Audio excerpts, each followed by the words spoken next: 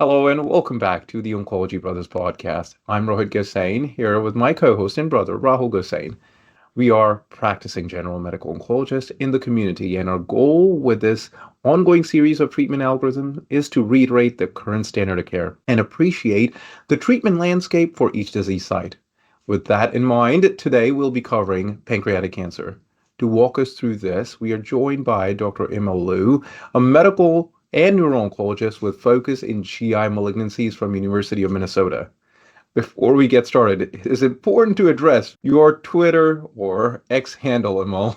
I'm definitely jealous, but cancer assassin. Yeah, at the outset of social media, I tried to come up with something clever and memorable, and I'm glad it has been the case over the last decade plus.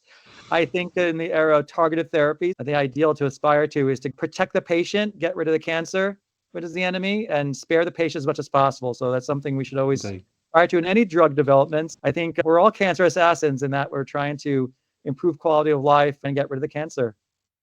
I love it, Emil. Thanks for joining us. Emil, whenever we're talking about our treatment algorithm series, recently we've covered breast cancer, bladder cancer, even upper GI malignancies. We're often touching on the latest drug approval or another upcoming FDA decision based on one more positive study. But when it comes to pancreatic cancer, it feels like we're still waiting for its turn to have that breakthrough moment, be it through precision medicine or that one antibody drug conjugate that's going to make an impact. And to be honest, I don't mean to start on a somber note, but we all are eagerly waiting for something big to happen in this disease site. All right, we have a lot to cover, so let's dive in. For early stage disease, if surgery is an option, this ends up being the mainstay, but systemic therapy, be it in neoadjuvant or adjuvant, still plays a big role. Emil, what's your treatment approach for this particular patient with early pancreatic cancer? Yes, thank you. I want to echo what you're saying is that the three of us are waiting, the whole world is waiting, patients and their caregivers are waiting, and the breakthroughs haven't come fast enough.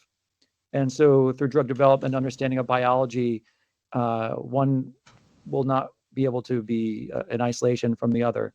And I think that plays into this idea. I mean, and our colleagues who are working in the screening sphere are obviously working very hard to make this a cancer where we can have an effective and validated screening test. And so that's why only 10 to 15% of all these pancreas adenocarcinomas, approximately 45,000 new cases in the US each year, only 10 to 15% being able to diagnose at a time where they're potentially resectable at time of diagnosis, right? So that's an unacceptably low number. But when we do have the opportunity to be able to tell a patient this, there is opportunity for resection with intent to cure, and obviously still a high chance of coming back, we have to go for it for patients who want as aggressive a treatment as possible. So, with our friendly neighborhood surgeons, obviously are absolutely key, and our radiology and a multidisciplinary, tumor board approach, the conversations, informal tumor boards, and in between, I absolutely rely on my surgeons and radiologists to pinpoint to me the things beyond that I already know. So we talk about the difference between a resectable tumor versus borderline can be millimeters. It's like real estate, the location, maybe not so much even the size in some cases, but the great vessels, the superior mesenteric artery or vein, and the portal system. What I think is remarkable in the time I trained at Morrison Kettering Cancer Center, amazing internationally renowned leaders, they would be the first to say, wow, things have changed in the sense of this evolution where it was resection, a small number of patients. That part hasn't changed so much, but what you give after evolved from gemcitabine. There was the era, earlier part of the 21st century, maybe 15 to 25 years ago. Radiation was explored, very controversial, multiple studies reporting detriment. And now the use of resection followed by adjuvant chemotherapy, which I always explain to patients with the effort to risk reduce. The surgery has already taken out what's there, but so much of the shift over the last decade to neoadjuvant. At my center at the University of Minnesota, we've nearly entirely shifted neoadjuvant intent therapy over the last 10 years. So we rarely see, but if you look in the NCCN guidelines, it is still listed and we have to be able to address it. But with the trials that were seeded and started more than a dozen years ago, reported more recent years, we have the opportunity to treat in the postoperative setting with modified FOLFIRINOX or gemcitabine with capecitabine. It is extremely important, this multidisciplinary tumor board approach. With regards to surgery, Whipple surgery is not the easiest one to go through either. Yes, even in my practice, we tend to rely on neoadjuvant, but again, going through surgery is very difficult. Supportive care aspect comes in with pancreatic enzymes, or right nutrition is extremely important. Now, working with ctDNA, NGS, or germline testing. These are hot topics which are rather being mentioned in all solid malignancies. Any role of ctDNA here or anywhere in pancreatic cancer? And also, if you could please touch on your practice with regards to NGS or germline testing. Absolutely. I'll start the third and germline testing and work way backwards in your question. So ASCO in the last 5 to 6 years comes out with consensus guidelines based on evidence, like NCCN, the level of guidance and level of evidence versus less firm evidence. But there was a mandate, at least per ASCO, to really offer germline testing, and I think with good reason, with BRCA 1 and 2 and PALB2, and I think that indication will expand even more in the years to come. And so I always quote for patients, and whether patients ask it or if they haven't thought about it yet, I offer just outright that only 5 to 10% of patients with pancreatic carcinoma might have a hereditary component, a germline mutation to be uncovered.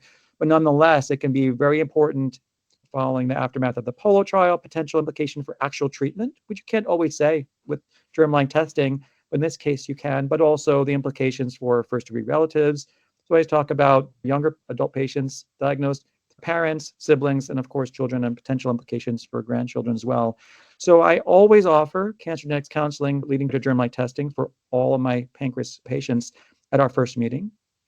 For next generation sequencing, and now really with expanded testing at lightning speed in the last 5 years, I stopped using the word NGS and say comprehensive genomic profiling, where literally 500 or more tests become more cost effective.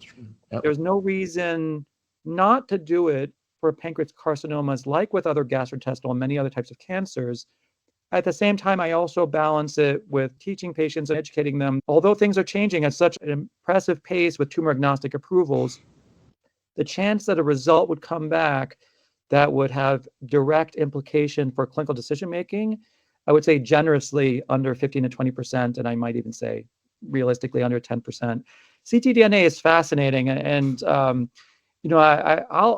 just say it's controversial. I know people would say it's less controversial for non-small cell lung cancer. I think it's been at the leading of the field. I will say it's controversial, at least in my view as a scientist, for colorectal cancer, despite assertions by many other colleagues whom I'm happy to debate. What's interesting about pancreatic adenocarcinoma from the biology of it, this dense desmoplastic reaction, it creates a hard shell for itself. So that has direct implication, in my view, for ctDNA at the biological level. Does pancreatic carcinoma shed cell-free DNA effectively enough to be picked up and get accurate results? Where it's interesting and where I deploy it most commonly is pancreatic carcinoma, the cancer top of my list where there's insufficient tissue at my attempt to request comprehensive genomic profiling, or NGS, and then I get the result or a notification back, insufficient tissue, quality not sufficient, then I will try cell-free DNA testing from commercial entities. It doesn't always come back with a full panel, but pancreatic carcinoma, less so than other types of carcinomas, but it's better than nothing at this point. I think the technology is just improving, and it will for pancreatic carcinoma in the years to come as well. These are the same struggles we're seeing in other disease sites as well. Coming back to pancreatic cancer, before we move on to borderline resectable, when you're using FOLFIRINOX, is there any role of leucovorin if there's no 5-FU bolus? In my practice, if there's no bolus, there's no leucovorin. Yeah, correct. And that's consistent with my practice as well. I have an excellent pharmacy team that I always tell them about, like, among other specialists, I'm their number one customer. I'm always peppering them with questions, and they always educate me so well. It's interesting that practices, even within my institution and amongst institutions, sometimes people will use leucovorin and not. I know there was a nice paper in JNCCN at the tail end of 2024. It was a retrospective study of tens of thousands of cases, largely geared towards colorectal. But I think it's the same principle for 5-FU combination regimens, that in absence of using bolus, which is how the FOLFIRINOX regimen was designed, there's really no protective or extra protective role for leucovorin. So in absence of bolus and only infusional 5-FU, there's no indication or no proof of benefit. And then initially, you alluded to this role of radiation or concurrent chemoradiation. be it resectable, borderline resectable. We know this is a systemic disease. Is there a particular patient where you'll lean on to radiation or concurrent chemoradiation in pancreatic cancer? So I think radiation oncology colleagues might feel differently, but the span over the last 20 years with SPAC1, the first one looked in the adjuvant setting and reported detriment overall survival or more toxicity. People will debate that the design of the trial was not good. At the end of the day, the absence of a good design does not provide proof to use something or and then followed by 2010 afterwards, a neoadjuvant intense setting shifted analysis of potential use of radiation to that neoadjuvant setting. Dr. Katz from MD Anderson led an excellent cooperative group trial published in 2022 in JAMA Oncology. In that study, hypofractionated radiation, 5-day course, or stereotactic body radiation was used. If you look at the numbers, there's no advantage, but maybe even lower survival associated with radiation. I think radiation still continues to be in the resectable or potential conversion of a borderline resectable case to a resectable case, which might happen in 1 in 3. There continues to be no firm evidence in support of radiation, especially if there might be detriments. What's also interesting, and I think our radiation oncology colleagues have made a lot of advances in the modalities of radiation, intensely modulated radiation, SBRT. I don't doubt that with maturation of that in the right setting, with the right trial design, that paradigm might change in the years to come. But as we're sitting here today, I think there's not a strong evidence to add radiation to chemotherapy, especially in pancreas carcinoma more than any other cancer. We take data from stage 4 metastatic setting, we borrow it. Yep. And some of the studies, retrospective and the prospective ones, retrofit it to examine what people are doing in more common practice. Nothing better as an example like that in neoadjuvant intense use of chemotherapy for resectable or borderline resectable than that. The majority of our patients, when diagnosed with pancreatic cancer, are in either locally advanced or metastatic settings. If you have this patient sitting in front of you where we have established diagnosis of metastatic pancreatic cancer, what numbers are you sharing with them from prognosis standpoint, median overall survival standpoint with treatment, and then we'll dive into the treatment algorithm from metastatic space. Yeah, absolutely. It's very individual dependent. I use a lot of mantras. I'll say to a patient, no person is a statistic, but there are many statistics. I can cite as much as you want. And some people will tell me, I don't want to know. I completely respect that. I don't have the right to tell someone how long they have to live. From the human side of medicine, especially in pancreas carcinoma, we all know the results are dismal. The 5-year overall survival rate is approaching and bordering on 10%, which is a whole lot better than the 5-6% of decades past. It's still not much more than that. And other times patients do want to know. So I quote statistics in that manner. And then I'll quote the studies. And this is also a mandate where studies have been done to say that we as oncologists traditionally haven't done a good enough job specifying the terms palliative intent chemotherapy versus curative intent. When we talk about risk-reducing chemotherapy in the postoperative setting, only 10 to 15% of pancreas carcinomas are resected. Postoperative chemotherapy is given to risk reduce, and the whole shebang is given with intent to cure. Yep. And I use the words palliative intent because it is challenging if a patient misunderstands after many months of treatment. And I still see this to the day, despite my best efforts. I use that as an opportunity to try and improve my language and sharing information in as clear language as I can, that treatment isn't over after 6 months for metastatic cancer. The only way to potentially go for a cure of an aggressive disease called pancreatic carcinoma has to include the foundation of surgery.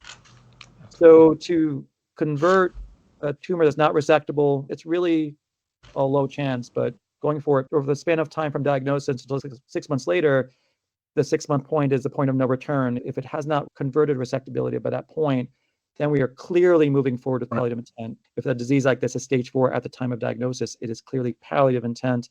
As an oncologist, I try to make greater effort to make sure I'm balancing that also with hope and saying quality of life improvement, progression-free and overall survival. Whether I'm citing the exact statistics might depend on what the patient tells me that they want to hear or their caregiver. When we know nal-IRI, FOLFIRINOX, I think virtually, although the comparison arm in each of those individual trials was single agent gemcitabine, really, or gemcitabine, it was interesting that for those populations, 11.1 months. And I think the point I approach it is it's not years, it's measured in months. And so however I tailor that to the individual patient, I think we have to keep that in mind and as researchers trying to improve upon that. Emil, with all that in mind, how are you picking FOLFIRINOX, nal-IRI, gem-nab-paclitaxel? Because as a clinician, we're stuck with cross-trial comparison. IRI was first approved in second line. We have strong data in first line now. It is approved there, but this was compared to gem-nab-paclitaxel. We also have FOLFIRINOX. How are you picking that particular regimen in your clinic? Right. I wish it were more scientific. I'll just say FOLFIRINOX and gem-nab-paclitaxel to start, thinking chronologically how they came about in the last decade plus. I think my practice falls in line with, I take polls at ASCO annual meetings or otherwise, and I say, someone has an outstanding performance status, let's do FOLFIRINOX and see what happens, see how they do, and adjust in real time accordingly. If there's any reason where, I mean, and not to generalize, but if someone is elderly, other severe comorbidities, they have severe cardiovascular risk factors. If I find a tiebreaker, then I would maybe err on the side of gem-nab-paclitaxel. One thing to think about that I do state up front with patients is not necessarily always better, but you're using a very potent regimen of FOLFIRINOX. What is the standard of care second line gemcitabine nab-paclitaxel? What do you do after that? Then it's really clinical trial or bust. Really, the favored third line would be. Whereas strategically, and sometimes patients feel a reassurance of this, if you start with gem-nab-paclitaxel, which has virtually an identical response rate as FOLFIRINOX in the metastatic setting, 30%, which to me means a lot for the neoadjuvant setting as well as the metastatic setting, then if you follow the paradigm, you can go second-line liposomal or irinotecan with infusional 5-FU. And then oftentimes FOLFOX can be very useful in the third-line setting. So that provides a three-line strategy. And sometimes, especially if we go into more in-depth conversations that patients want to know the future, I will explain it that way. Some patients might feel more comfortable, or oncologists might feel comfortable that if we're in it for a longer haul, hopefully having a third line available that's standard of care might buy some more time before we need to go to something uncovered by comprehensive genomic profiling or clinical trial opportunities. With nal-IRI, I think also in this era of financial toxicity, I do have concerns about nal-IRI/Fox's expense. It's expensive. Not that any of this is cheap, of course, but with a cross-trial comparison, same overall survival. There's nothing that stands out more. We know from the nal-IRI/Fox trial that just broadly compared to FOLFIRINOX, the risk of some cytopenias like neutropenia, febrile neutropenia, and some GI disturbance issues were reported to be less in the nal-IRI/Fox trial that examined that, led to FDA approval, than the Proteus trial that led to FOLFIRINOX. That might be a consideration as well. So that's some of the ways I approach it. Absolutely. And again, before we move on to what's available next, you mentioned FOLFOX. That's another regimen, especially if your bilirubin's high. These are the patients where you can run into that. Yes, you can use gem-nab-paclitaxel. You have to be very careful with the dosing, but FOLFOX I've used in that particular setting as well, and you can buy some more time. Absolutely. I'll just add something that's a favorite of mine. Tanios Bekesab, when he was at the Ohio State University, I remember that distinctly, a GI ASCO symposium in January 2015, and subsequently published with Daniel Ahn and team and Tani a few years later. It was a retrospective study at Ohio State acknowledging single institution. I found it very helpful at the time, and it's something that I instituted into my practice pretty much immediately after hearing that. And then decades since, metastatic or neoadjuvant setting is dropping day 8 at the outset. Yes, as opposed to reaction, because there's so much neutropenia. These poor patients show up from day one almost consistently every single time. And I just found that patients tolerate so much better, and we're not losing efficacy. And there's some evidence from that study. And I know in personal conversations with him that he has done that since. I just find it interesting if patients get a second opinion. I will hear, even from major institutions that will not be named, here, the doctor said that you're doing it wrong. So I always proactively say, if you ever talk to anyone or go on the internet, I'm telling you what I'm doing and why. Now, day 1 and day 14. Yep. Exactly. So I proactively drop day 8. I just tell people it's easier logistically every 14 days. I'm telling you why I'm doing it. And I think that's really helpful. No, absolutely. Right. We recently covered a TalkCheck series, and that's where the conversation was to utilize it on day 1 and day 14 with Dr. Shroff and Mala, keeping in mind that this is in palliative care setting. So quality of life has to paramount in this setting particularly. Can I bring back NGS and germline testing to the limelight, because this is an important consideration even in frontline setting. We have PARP inhibitors approved, along with some given bucket approvals of NTRK and recent approval for NRG1 mutation. Starting with BRCA mutation, do you consider PARP inhibitors for germline mutation, or evidence is strong even for somatic mutations. Yes, no, really good question. With the initial presentation of the Polo trial, most prominent in this sphere, the subsequent survival data presented, I think it was 2022, an update. I always think of trial designs. We hear the presentation, the end result, of course, what went into it. I'll be very honest, with the Polo trial in pancreas carcinoma, I think of Fresco trial in colorectal cancer as examples. If you have a novel drug and you want to understand the response rate and then potentially implications for progression for your overall survivals, what is a comparator arm? Is a comparator arm what we would do anyway? Sometimes it's like dealer's choice. You mentioned at the outset my background in neuro-oncology, and some glioblastoma trials incorporating novel approaches, drugs or otherwise, will compare to, I call it dealer's choice in more lay terms. And what would a neuro-oncologist do anyway? Some of these studies, I have concerns about comparison to placebo, because in the setting of metastatic pancreas carcinoma, unless a patient tells me that they don't want to have treatment or they want to have a prolonged treatment break, that's not what I would do anyway. I would not give no absolute anti-cancer directed therapy. So I think it is a important point to make for trials like this. For patients that have, and I think that as a trial was designed for a germline, not specifically somatic only form of BRCA alteration, BRCA2 seems to be more prevalent than BRCA1 in pancreas carcinoma. I think where there's a lot of value from it is sparing patients for some prolonged amount of time from drug toxicities of cytotoxic chemotherapies. I always poll patients, do you feel confident and want to be taking something oral on their own, as with any oral directed therapy? I think the amount of time that you can get benefit from maintenance, sparing them of whatever we might do otherwise, gemabraxane, gem alone, 5-FU, whatever we can concoct as maintenance therapy, extrapolating from colorectal and other experiences, I think has a lot of value. I think we have objective evidence from Polo, for example. There's no difference in overall survival reported from that study using olaparib in the maintenance study versus placebo. But the value that I'm hearing from patients is this spared them of the toxicity that they would get from a FOLFIRINOX or any other gem-based combination therapy until there is progression of disease on that maintenance olaparib, at which time we will go back. But they gained a chemo-free interval. I think there's value there. Absolutely. And Rohit, then you touched on NTRK and NRG1, which was a recent approval. These are needle in a haystack, but that reiterates the importance of NGS. When we're talking about pancreatic cancer, another thing that should be on our radar is high risk of VTE. We have like risk scores, corona risk score, that gives us a chance to be proactive, because this in itself is a poor marker. So again, prophylactic anticoagulation in high-risk patients is important. Emil, we've packed a lot in this discussion. We appreciate you taking the time to walk us through the current treatment landscape of pancreatic cancer with us today. For our listeners, let us touch on some key takeaways from today's conversation. In today's discussion with Dr. Emil Lou from University of Minnesota, we had a chance to cover the current treatment landscape in pancreatic cancer. Rohit, your 3 key takeaways from today's discussion. Well, we packed quite a bit. Well, we'll start off with number 1. That is the most important one for me, is managing the side effects and finding the right balance between efficacy and adverse events that come along with our treatment, especially when the intent is palliative. Second, the importance of NGS testing along with germline testing. And third, as you brought it up, keeping VTE in mind when it comes to pancreatic cancer. Rahul, do you want to add anything here?